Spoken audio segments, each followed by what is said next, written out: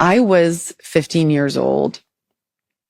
And my mom would do this thing too. Like she would take me to the movies. When I was older, I realized she was trying to get me out of the house. But we had gone to see a movie, and my dad had taken the key to the front steel door. Every room in our house had a steel door. So she couldn't get into the first lock, and we always knew where he was. His brother lived a couple of streets away. And if he wasn't home, he was always there drinking. And nothing out of the usual. I mean, we went over and they were pretty loaded. And I had to pee really badly. So I ran into the house to get to the toilet. And he took that as me being really rude because I didn't stop and say hello to everybody. Big thing in South Africa, like the kind of respect that you have to have for elders.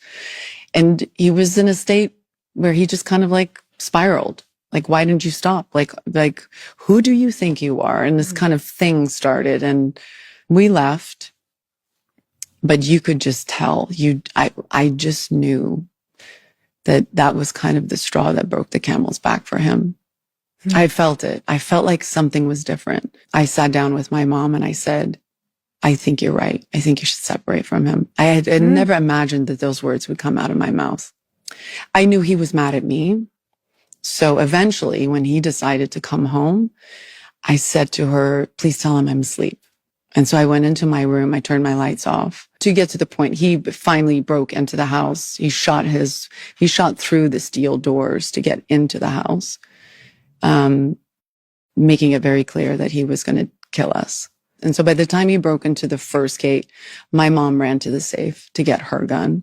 She came into my bedroom.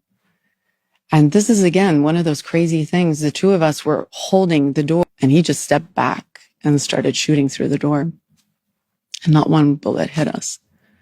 It's insane when you think about it that way. And my mom followed my father, who was by then opening the safe to get more weapons out. And she shot him. Unfortunately, not an isolated story. You know, these things are prevalent in a lot of families' homes.